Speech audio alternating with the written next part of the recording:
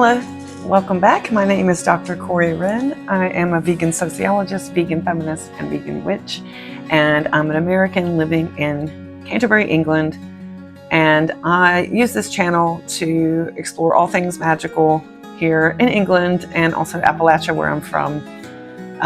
But certainly since I've been living in England, one of the very cool things that we have here are sacred ancient wells. So in this video, I am going to be exploring another nearby well.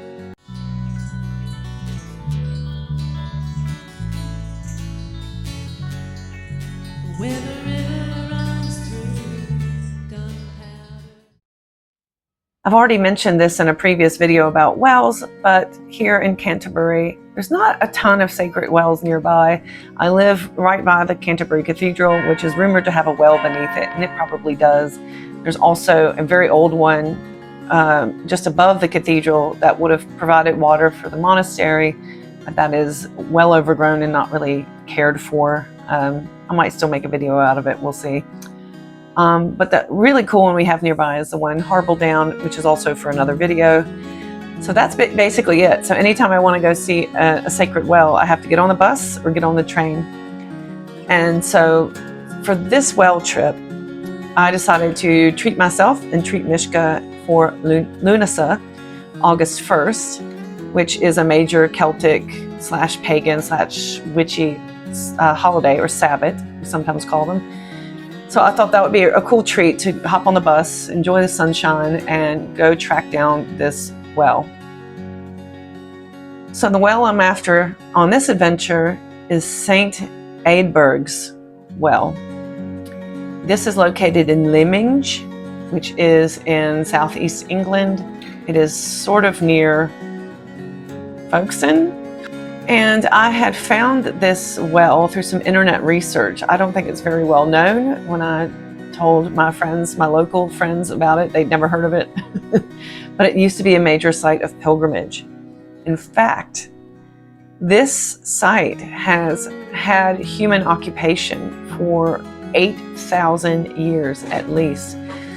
So while it is now Christianized as a saint's well, it actually goes back much further into time as a mystical space, a portal into the spirit world, a liminal area where you could reach other dimensions, right?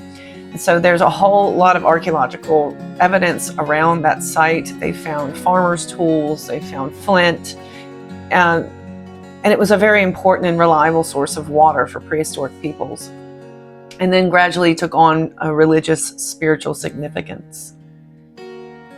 It became St. Eadburgh's well in the 600s or 700s. I think she was the daughter of the King Centwine in Wessex. So she made her way over on the other side of the country, basically, to set up an abbey.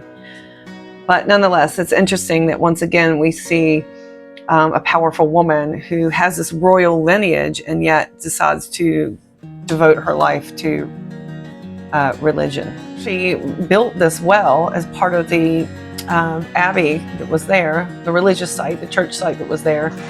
And she did so after her husband reportedly died on the battlefield. So basically what had happened is, this is an important part of English history where we're transitioning from pagan Anglo-Saxon rule to a Christian country.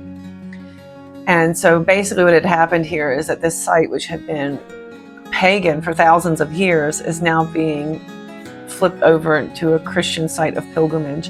And so indeed, people would come on pilgrimage to this site to access its healing powers. It was actually a very sacred site all the way up until the 1800s. And then the name kind of got skewed in history and sort of fell into disuse. But by the turn of the 20th century, it was still being used. So it was only recently that it's kind of fallen into disarray. I was a bit worried when I came to the site because I thought that it would be really overgrown like the one in Canterbury, but actually, well, it is overgrown, but it's smack in the middle of a park, a children's park. So it's at least accessible. And the old well house is from the turn of the 20th century, I think late 1800s, is still in place in situ. It's very sad to see that the actual well itself can be accessed. Well, it's probably a safety issue because there's a kids park right there, but also because it's not easily accessed, because it's barred off, I don't think you can actually tend to it. So there's a lot of litter and refuse that's been thrown in there or has been blown in there because of where it's situated.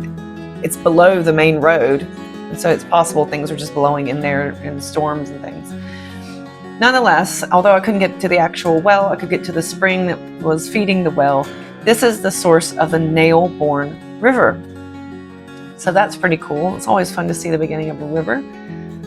So I poked around a little bit with Mishka. It was a nice warm day.